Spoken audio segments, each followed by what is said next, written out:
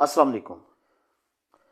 हर new born baby दुनिया पे आते हुए अपने साथ होप, ड्रीम्स और पॉसिबिलिटीज लेके आता है। आज से 3 दिन पहले मेरा भतीजा पैदा हुआ और एक normal delivery was converted into operation just on the basis of lust to collect the money from innocent people. बहरहाल वो दुनिया पे आया तो डॉक्टर की नेग्लिजेंस की वजह से, क्योंकि उसकी जो पूरी तवज्जो थी लेडी डॉक्टर की, वो मदर पे थी, तो जो न्यू बॉर्न बेबी है उससे उसकी तवज्जो हट गई। क्योंकि मेडिकल के मुताबिक जब बच्चा इस दुनिया पे आता है तो उसको कुछ ऐसा किया जाए ताकि वो रोना शुरू हो जाए।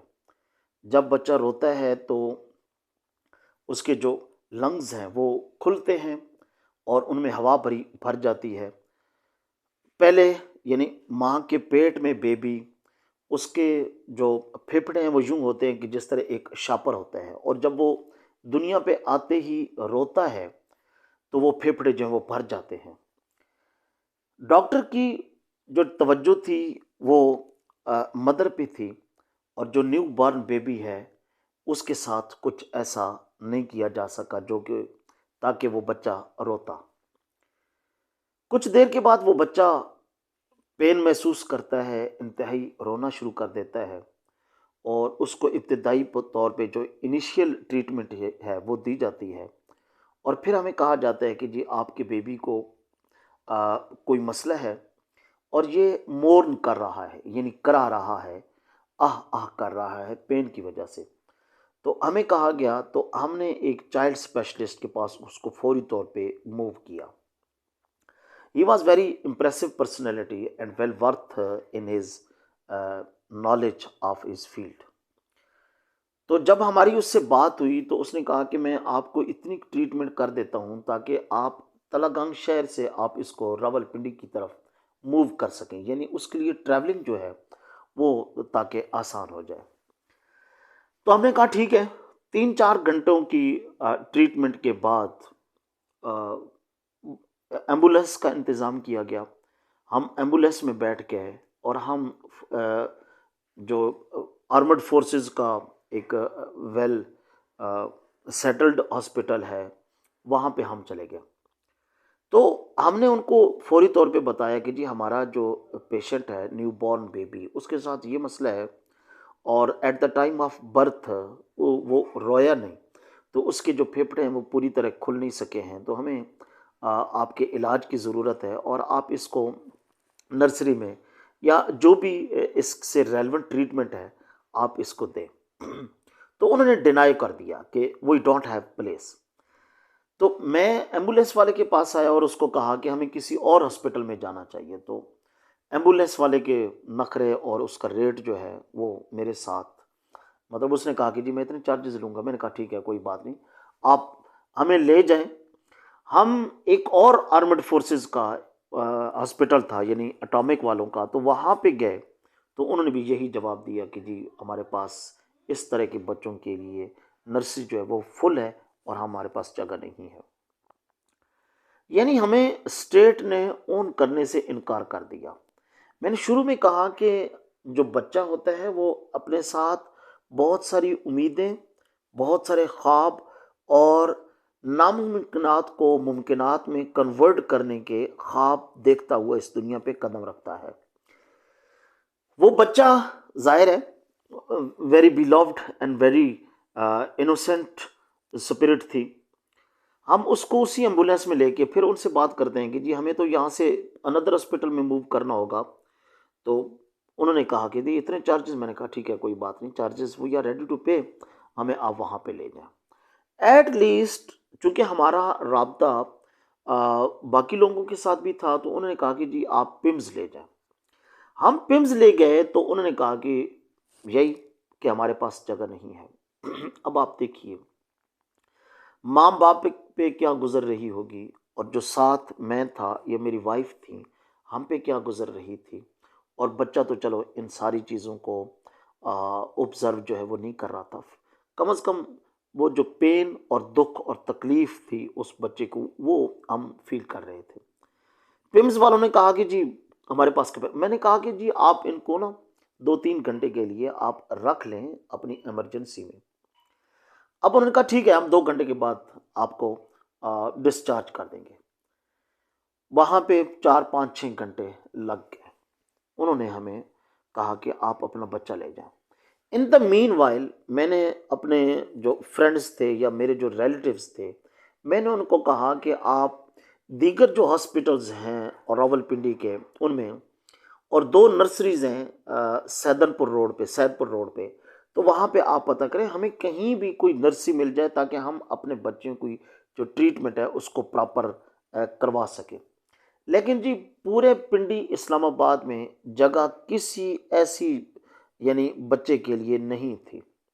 जब हमने देखा तो हमने ये कहा कि बच्चा जो है कंफर्ट और सेफ यहाँ पे है, ये सेफ जोन है बच्चे के लिए, और यहाँ से बच्चे को किसी और जगह पे लेके जाना ये खतरे से कम नहीं है, क्योंकि किसी वक्त भी अगर बच्चे का ऑक्सीजन टूट गया तो ये बच्चा जो है इसके लिए खतरनाक हो सकता है। तो हमने उनको ज़ोर दिया कि आप हमारे बच्चे को जो है वो रखें सुबह तक। अब आधी रात को मैं किस तरह, ना मेरे पास गाड़ी है ना कुछ है, क्योंकि गाड़ी में जो है उसी हॉस्पिटल में छोड़ के गया था जहाँ पे, चूँकि हमें बच्चे की पड़ गई और हमें सारी चीज़ें भूल गई, तो गाड़ी बिल्कुल मेन रोड के ऊपर खड़ी। बाद में मैंने अपने बेटे को फ़ोन किया कि आप अपनी गाड़ी का इंतज़ाम यहाँ से किसी और जगह के ऊपर ले जाएं। तो हम पिम्स में उनका हमारे साथ जो रवैया था वो बहुत ही एक जालमाना था।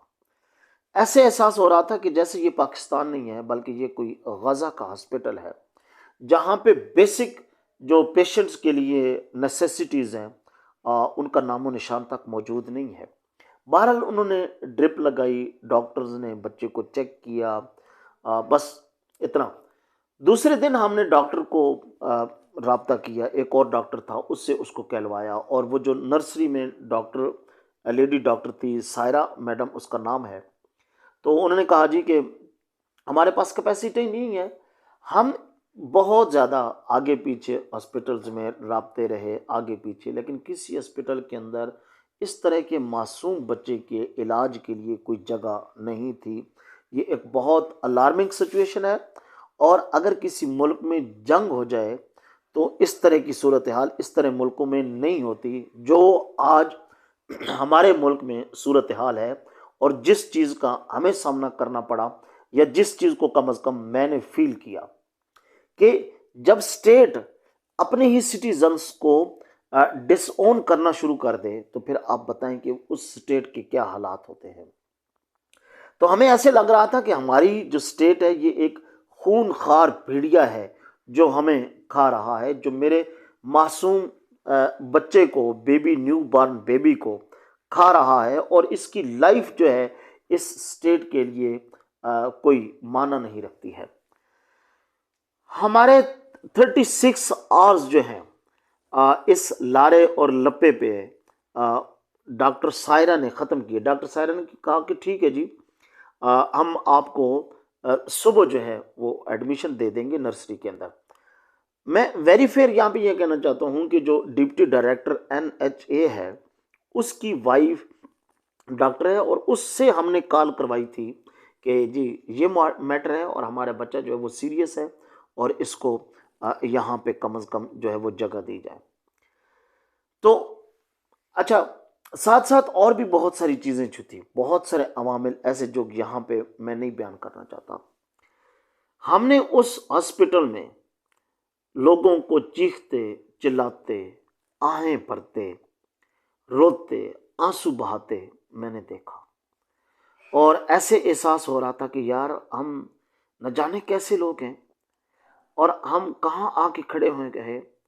तबाह बर्बादी का मंजर भी एक मंजर होता है जिसको अल्फाज का जामा पहनाया जा सकता है, लेकिन हम किस तरह तबाह हो चुके हैं। हमारी स्टेट ने हमको ही डिसओन करना शुरू कर दिया है। यानी मेरे पास पैसे भी थे, मेरे पास सब कुछ था, लेकिन कोई हॉस्पिटल मुझे जगह देने के लिए तैयार नहीं था। तो ये हालात हैं। मैं समझता था कि हम वकला जो हैं ये मुआशरे के अंदर बदनाम हैं, तो क्या मुआशरा हमारे बारे में सच्ची ओपिनियन रखता है? तो कल मुझे पता चला कि नहीं, मुआशरा गलत है। डॉक्टर्स इस वक्त इतने जालिम फ्रेटर्निटी बन चुकी है कि जिसकी कोई इंतहा नहीं है। हम तो चले लोगों की प्रॉपर्टीज के साथ खेलते होंगे, लोगों को जो प्रीशियस राइट्स हैं उनके साथ खेलते होंगे। ये तो लोगों की जिंदगियों के साथ खेलते हैं, लोगों की जानों के साथ प्ले करते हैं और इनोसेंस के साथ प्ले करते हैं। एक बच्चा जो बिल्कुल इनोसेंट है and he stepped into a new universe, तो उसके साथ ये किया जा रहा था। तो वेरी पेनफुल दैट वाज। अब बहुत सारी ऐसी चीज़ें हैं जिनको मैं अपने अल्फाज में नहीं लेके आ सकता। तो अल्लाह ताला हम पे रहम करे। हम लोग कभी ठीक होने वाले नहीं हैं। हम खराबी की उस दहाने पे पहुंच चुके हैं कि जहां से आगे खराबियां ही खराबी हैं। हम कभी ठीक नहीं होंगे। अल्लाह हमारी हिफाजत फरमाए। बहुत शुक्रिया।